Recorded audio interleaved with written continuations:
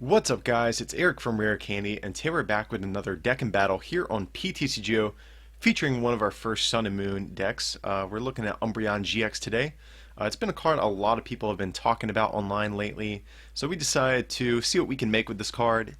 And yeah, so this is the version that we're going to be taking a look at today. Definitely a lot of interesting partners for the card in this list. So let's take a look at it and see what makes Umbreon special. Okay, so Umbreon GX is going to be a 200 hit point stage 1, which is pretty monstrous for just a stage 1, especially when you compare it to something like a Vespiquen, which is like 90 hit points. So definitely a big beefy attacker. Does give up 2 prizes just like EXs do, but it's definitely a strong card, so let's look at this thing. It's got Strafe for 1 Dark Energy, does 30, and you switch with one of your bench Pokemon. Not too relevant, but sometimes the extra damage does make a difference. Umbreon's main attack, it has difficulty in some matchups two-shotting things, so sometimes the extra damage does help in terms of taking 2-hit knockouts with Umbreon's main attack. So, but yeah, the main attack we're going to be looking at here is going to be Shadow Bullet. For a Dark and DCE, it does 90, and then you get to do 30 to one of your opponent's bench Pokemon, and of course you don't apply weakness or resistance. So this is going to be the main attack. The whole deck is based around. And for players who may have played back during the 2012-13 seasons, this will actually look very similar to Darkrai EX's old attack Night Spear, which Darkrai was for the longest time the most dominant card in the game, and Night Spear was probably the strongest overall attack in the game. Not in terms of damage output, but because it was just so strong, doing 90 and 30, the math just worked out really well in that deck. And going forward after Sun and Moon, I think this type of attack does get better because in the prior format to the Steam Siege Eeveelutions format, I don't think this attack would have been as good. But now that we have Sun and Moon and there's a lot more of these low HP basics that look to be kind of creeping their way back into the game. We have Eevees, Fomantis, Rowlet, Cosmogs. So a bunch of these low HP basics are going to be more prevalent in the game to where this 30 damage can actually make a difference. So yeah, that's kind of what's going to make the attack good. We're going to be aiming to two-shot things and maybe pick off some easy prizes in the process.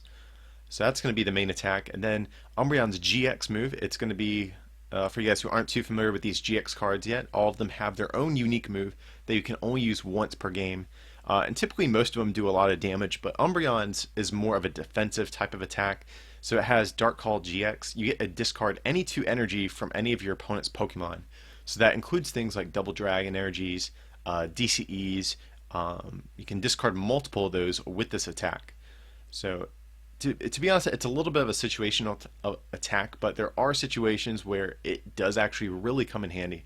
Especially in the late game, if your opponent has already exhausted a bunch of resources, if you can use Dark Call to GX to wipe off their remaining energy from the board, you can kind of sweep them from there. So there's definitely some instances where this could be good. But mainly we're going to be using Shadow Bullet. But then looking at Umbreon, it also has Fighting Weakness, which currently isn't bad. But after Sun and Moon, if Passimian does look to be a strong deck, then this could actually be kind of problematic for Umbreon, since Passimian can easily one-shot this thing. So we'll just have to see how the metagame develops, but that could be a problematic weakness in the future. But the resistance to Psychic is actually really nice because you will resist things like Mega Gardevoir EX. You can also resist Mega Mewtwo, which are both popular attackers. So pretty good resistance. And then a 2 retreat cost, which really isn't too relevant. It's fine, I suppose. Okay, so it is worth noting we are actually using the new Eevee from Sun and Moon as well. Has the Energy Evolution ability. So if you attach a Dark Energy or any basic energy to this Eevee, you get to evolve into an Eeveelution of the corresponding type.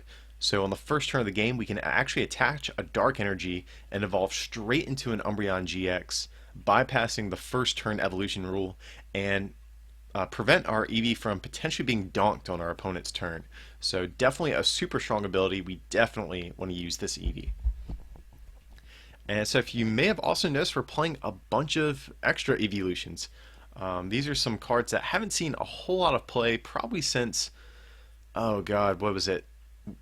When Ancient Origins first came out, I believe they saw a little bit of hype in Vespiquen and Raichu variants, but kind of dropped off the radar since. But we're taking a look at the Eeveelutions from Ancient Origins. Definitely some cool cards. They each have a unique ability. Makes each of your Stage 1 Pokemon in play the corresponding type of the Eeveelution. So if you get this Jolteon in play, that means it's going to make all of your Umbreon GXs and your other Stage 1s Lightning type. It'll make your Flareon, or if you get Flareon in play, it'll make them Fire type, Vaporeon, Water type. So this is definitely super strong because Umbreon already can effectively two-shot stuff, but if you get the right Eeveelutions in play, you can actually take pretty big one-hit knockouts. And previously, I think a big reason these cards didn't see play is because Mega Evolutions never counted as Stage 1s. So even though they basically were Stage 1s, they didn't count. But with these new GXs, they're not Mega Evolutions, they're just regular Stage 1s. So it's crazy that these big, monstrous 200 hit point Pokemon can abuse these Eeveelutions. And all of the Eeveelutions actually have great types to exploit. Because if we get Jolteon in play, we get to knock out things like Yveltal EX in one hit, Rayquaza EXs in one hit. If we get out Vaporeon, we can knock out Volcanion EX in one hit. With Flareon, we can hit things like Decidueye GX and Lurantis GX for weakness. So all of these types, I think, are actually very good types to give our Umbreons at this point. But we play another card in the list I'll get to later to further exploit all of these different typings that we're talking about. So the only other attacker we're going to play in this list is going to be a 2/2 1 Zoroark line. So we're playing, this guy, it's the Zoroark from Breakthrough, has the ability Stand In. So once during your turn before you attack, if this Pokemon's on your bench, you may switch it with your active Pokemon. So if we put a Float Stone down on Zoroark, that means we can use Stand In and then free retreat into whoever that we want. So it's kind of cool. It basically gives our entire board free retreat as long as we have a Float Stone and aren't ability locked. That does make a difference too. But then it's also a strong attacker in its own right. So it has Mind Jack. It does 10 plus 30 for all of your opponent's bench Pokemon. So definitely a very strong energy efficient attack. So it's nice because Umbreon GX gives up 2 prizes and takes 2 attachments to attack, whereas Zoroark is only a 1 prize attacker and only requires 1 energy attachment to be able to attack. So that's why we're playing this guy, and it can also abuse our Eeveelutions as well since it is a Stage 1. And then we're also playing one of the Zoroark Break. So we're playing it for its HP boost, and it has the Foul Play attack. For a Dark Energy, we choose one of your opponent's active Pokemon's attacks and use it. So this is cool because we can potentially copy some very energy-heavy attacks, maybe like Giratina EX's Chaos Wheel, for example, which normally takes 4 energy. We can use something like that just for 1 Dark, which is really nice. But it's also cool because Umbreon GX's GX move is okay, but in a lot of matchups you won't even really use it. So if we're going against another GX deck, we can potentially copy their own GX move and use that against them. So that's where Zoroark Break is going to come into play. It's kind of a situational card, that's why we're only playing one of it, but it does have its uses. Okay, we're playing one of the promo Giratina, so we're using this guy for its ability Devour Light. Each Pokemon Break has no abilities. So this is mainly for Greninja, since I think Greninja is a little bit of an unfavorable matchup for this deck. You can take an early lead against it, but it can usually close out games against you. So that's why we're playing the promo Giratina. If you want to, you can actually cut this for a Hex Maniac. I just opted for the promo Giratina just because at the time of filming, Greninja is still a popular deck. But if Lurantis Vileplume looks to become a popular deck, I think you could easily cut this in favor of a Hex Maniac to break out of Vileplume's item lock as well. But yeah, so do whatever you guys want with that. I just included it just for right now, just because Greninja is currently popular.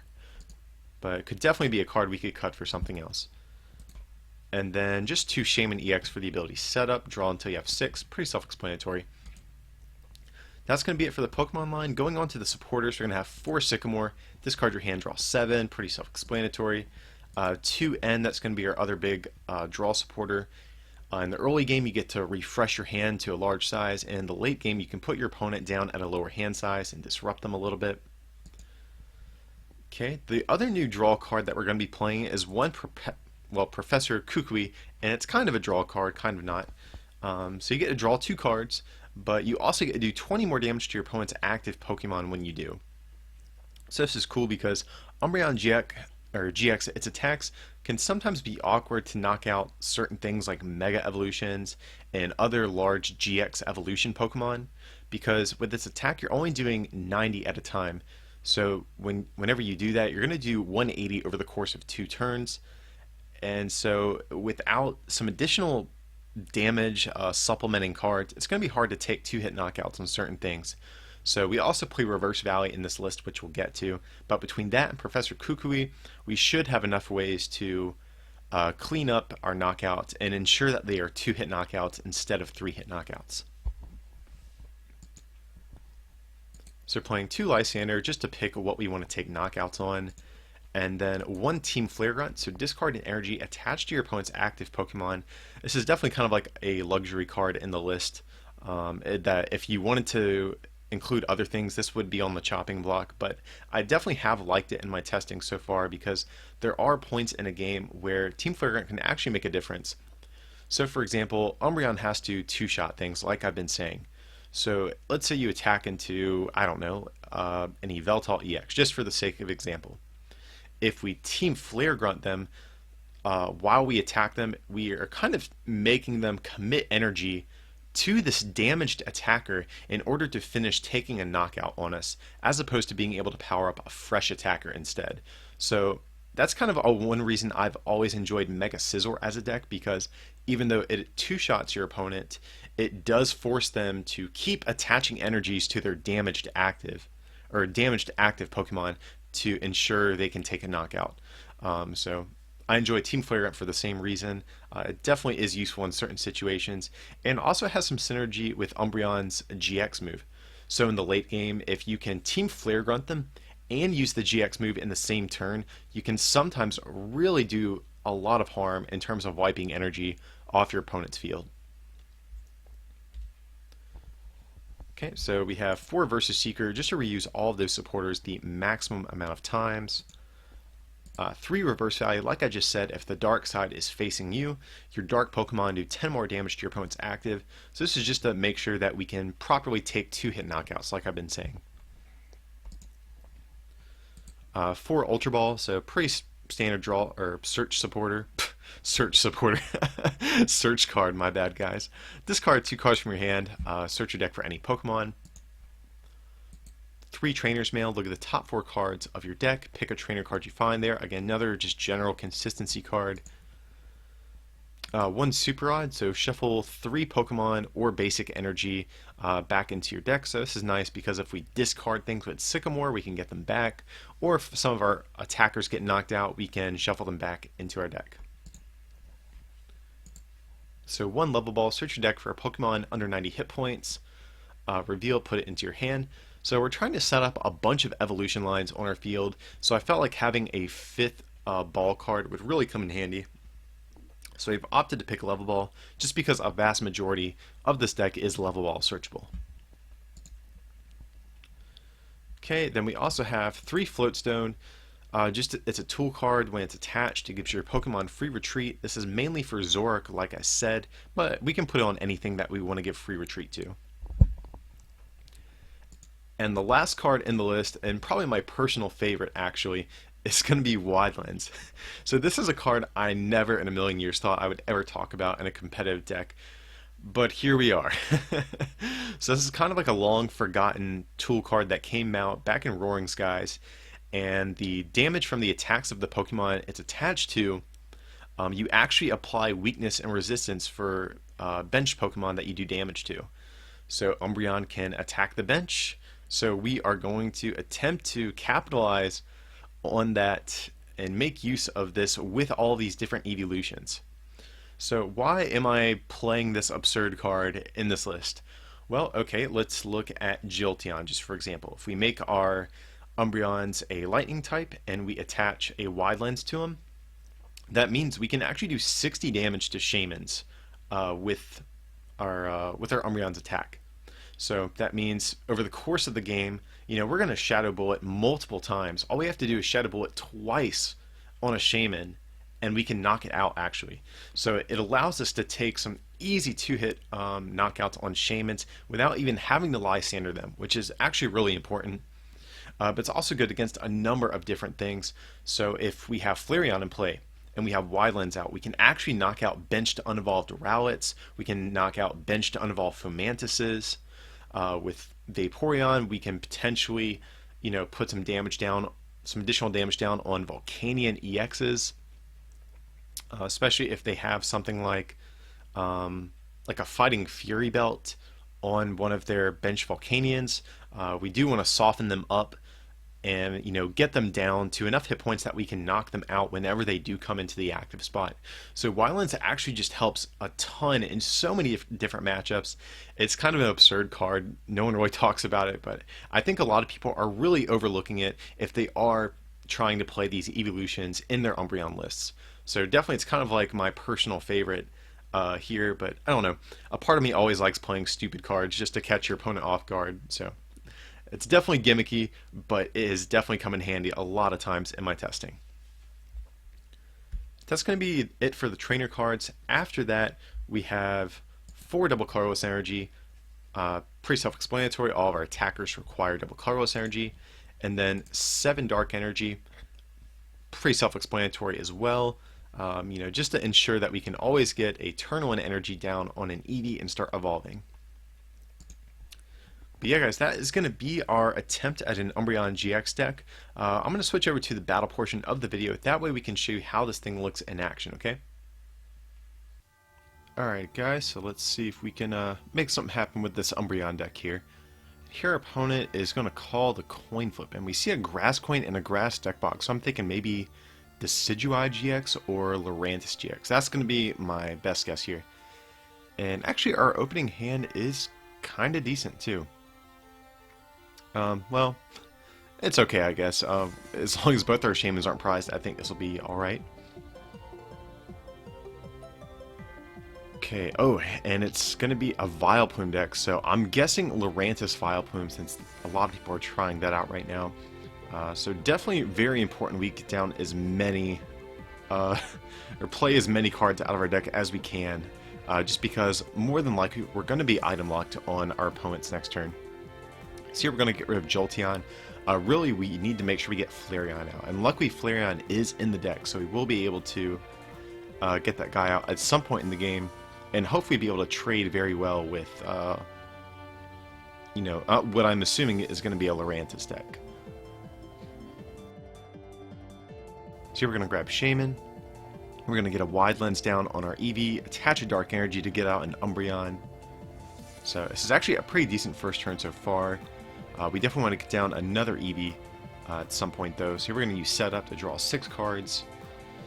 And we do have Flareon, but we need an Eevee here. What do we get? That's going to be the question. So we have Floatstone. I like that. We can play it down Shaymin, thin that out of our deck. And I'm going to end since we have not played a supporter yet.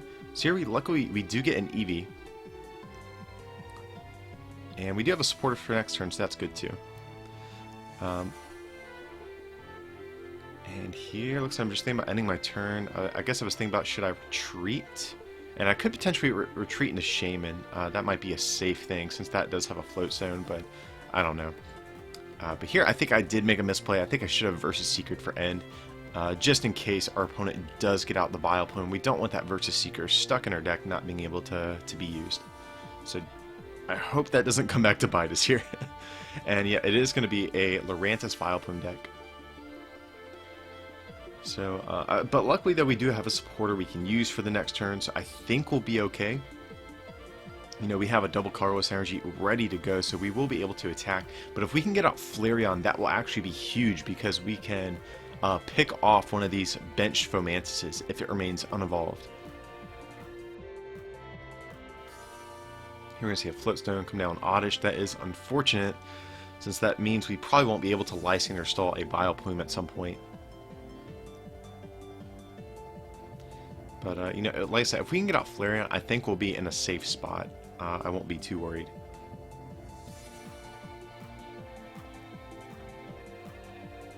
So what is our opponent going to do? They're taking some time to think here.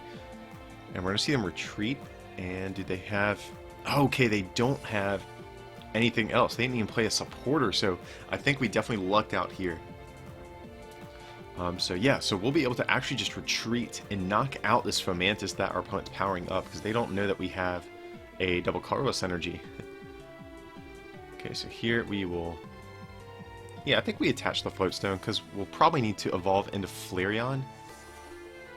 And we don't want Wide Lens on a Flareon, so here we're going to Sycamore anyways, so not versus Seekering really didn't matter too much. Okay, we need Ultra Ball, we need that. And we whiff it, we run like... I think we've only played one Ultra Ball, and I think Level Ball is still in there too. Okay. I mean, don't get me wrong, we're definitely in a great spot here, no matter what. But I would have preferred to be able to take out this benched Fomantis as well and get that threat off the board as soon as possible.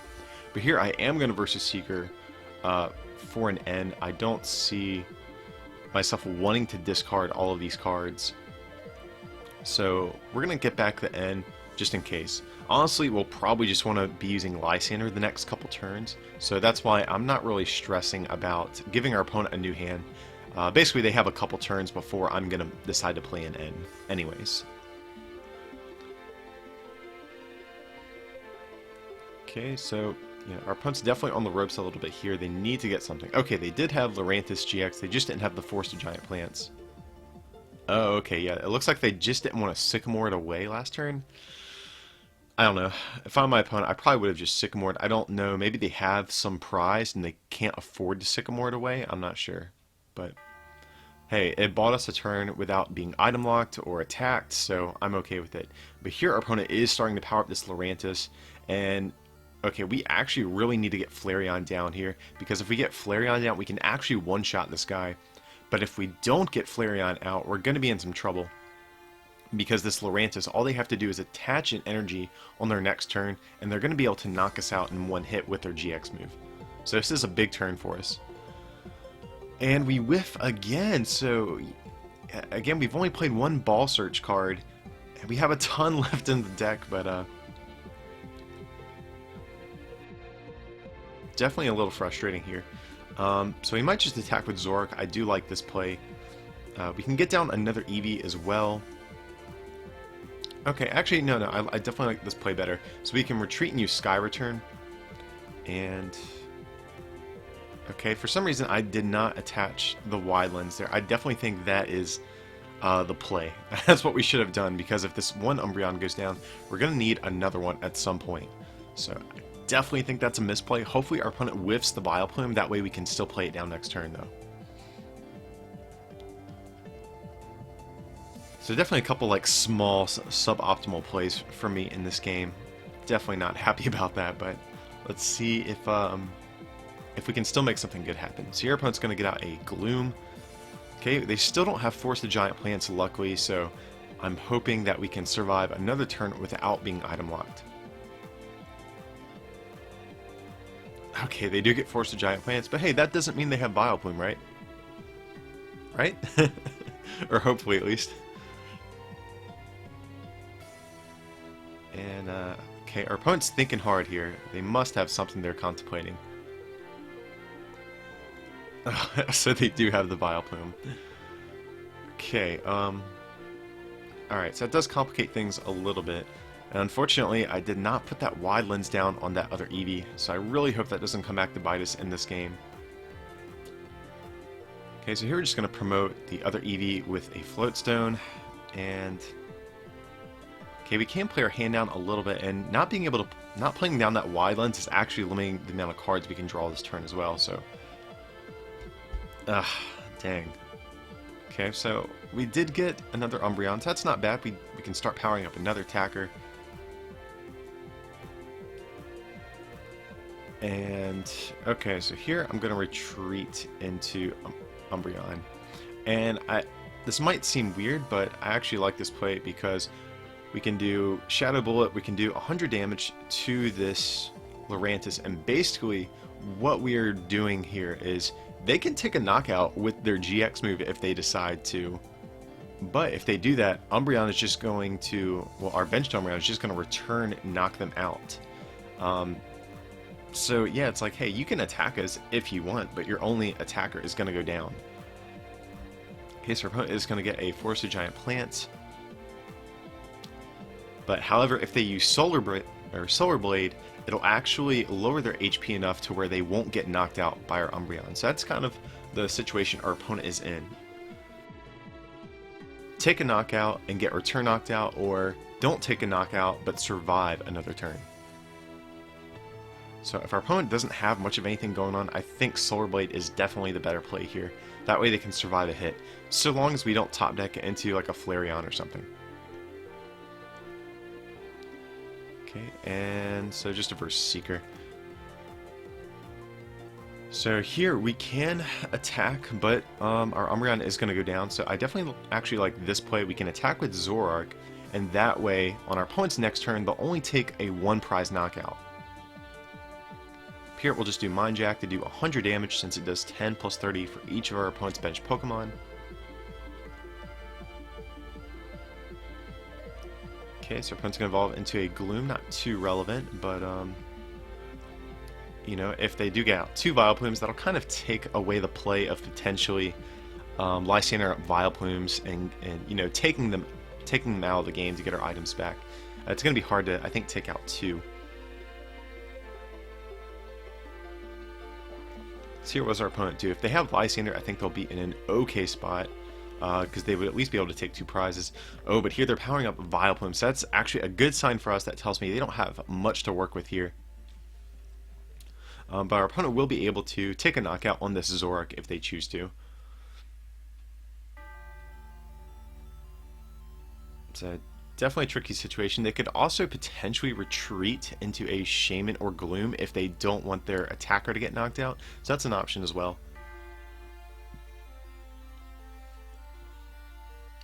Okay, here they're going to Lysander. Okay, so this is actually okay. Even though their Lurantis is going to go down, they can at least get 2 prizes here and start to get a little bit more set up, hopefully.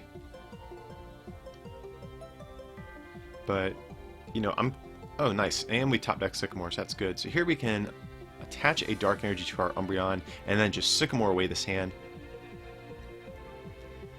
And, okay, cool. So we do get Flareon. So that'll potentially, if our opponent is unable to get down a Lurantis GX and Fomantis in the same turn, we'll be able to pretty much just pick off any of their Fomantises. And here, I don't know why I do this, but I attack the, whatchamacallit, the Vileplume, because we can already Lysander it up and take a knockout. Oh, wait, no, because we don't have Reverse Valley, so actually we would need the extra 10, at least an extra 10 damage on it, so I'm okay with that play. Oh, yeah, we don't have Wide Lens. Oh, God, so here is really this Wide Lens coming back to bite me a little bit here, because now on our opponent's next turn, or on our next turn, we would be able to just knock out this Fomantis, but I forgot to attach that Wide Lens. So here, this is again me just playing a little scrubby, coming back to bite me in the butt here. So what do? We can, you know, we could Lysander up this Fomantis, but I think the course of action is to just Shadow Bullet here, put 30 on Shaman, and then Lysander up Shaman to finish off the game that way, since we'll only have 2 prizes left after this attack. Okay, so we get another Umbreon. I guess that's okay. Here I'm feeling pretty decent, because even if our opponent attacks with Vileplume or Lurantis GX, I'm pretty content. Seems okay to me. So here our opponent's just going to promote the Fomantis, and we can Lysander up Shaman for the game here. So I apologize, I forgot to get down the Wide Lens and, you know, show that card off a little bit better, but we had the potential to do it. I was just being bad this game, I guess. So cool. Yeah, so Umbreon, Zoroark, Eeveelutions took a game here.